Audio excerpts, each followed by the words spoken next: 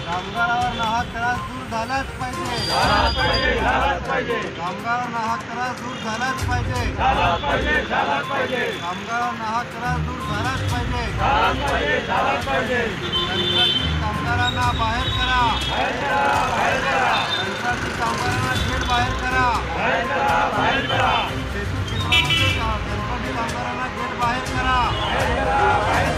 कोण म्हणताय देत नाही, घेतल्याशिवाय राहत नाही, कोण म्हणताय देत नाही, घेतल्याशिवाय राहत नाही, कोण म्हणताय देत नाही, घेतल्याशिवाय राहत नाही।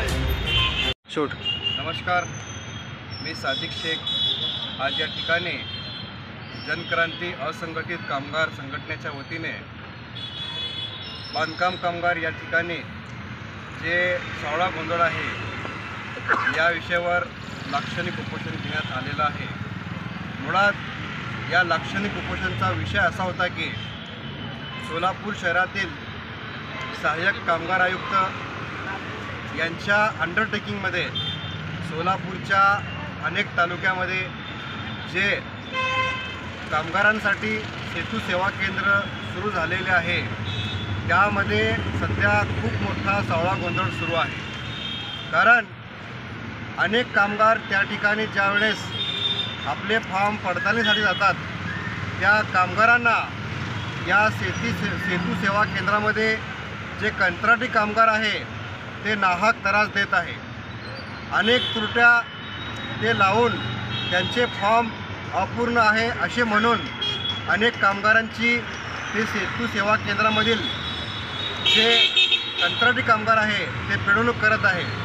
त्यासाठी आज या ठिकाणी आमची सहाय्यक कामगार आयुक्त यांच्याकडे अशी मागणी आहे की तात्काळ या सेतू सेवा केंद्रामध्ये जे कंत्राटी कामगार आहे यांना त्वरित गेट बाहेर करा आणि ज्या पद्धतीने या सेतू सेवा केंद्रामध्ये सावळा गोंधळ आहे, अनेक ज्या ठिकाणी काही विशिष्ट लोक आहे त्यांचे फॉर्म काही टिक मार्क करून ते फॉर्म घेतले जातात, परंतु जनसामान्य जे कामगार आहे त्यांच्या फॉर्मावर अनेक त्रुट्या लावून त्यांच्या फॉर्म रिजेक्ट करण्याचा प्रयत्न सेतू सेवा केंद्रामधील हे कंत्राटी कामगार करत आहे।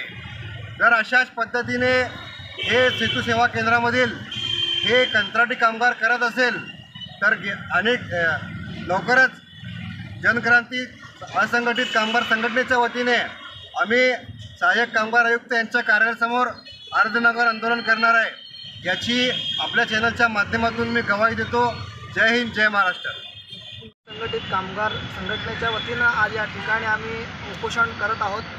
आपल्याला माहीत आहे की असंघटित जे कामगार आहेत त्यांच्यासमोर अनेक समस्या असतात, अनेक अडचणी असतात।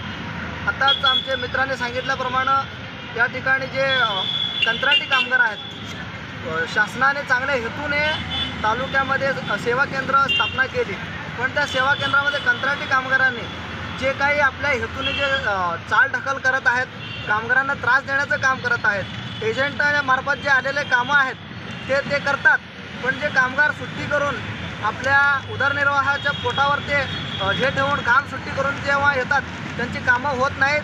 अनेक जे फॉर्ममध्ये काही छोट्याशा चुका ते जाणून बुजून त्यांना पुन्हा दुरुस्ती करण्यासाठी पाठवत आहेत।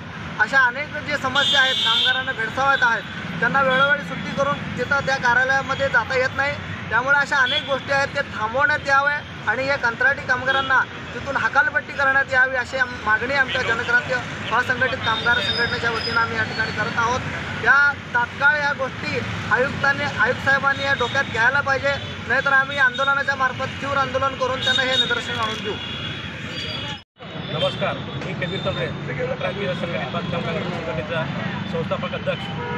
आपल्या जिल्ह्यातून प्रत्येक तालुक्यातून कामगारांना जिल्ह्याच्या सुविधा केंद्रामध्ये येता येते. त्यासाठी शासनाने प्रत्येक तालुक्यामध्ये सुविधा केंद्र चालू केलेले आहेत.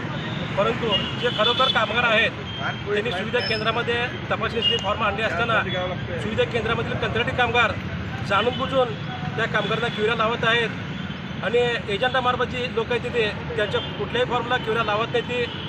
आणि या मीडियाच्या माध्यमातून मी एवढी विनंती करू इच्छितो, जर कंत्राटी कामगारांनी त्यांचाही प्रकार नाही बंद केला तर आयुक्त कार्यालयाच्या समोर अर्धनग्न आंदोलन करण्यात येईल.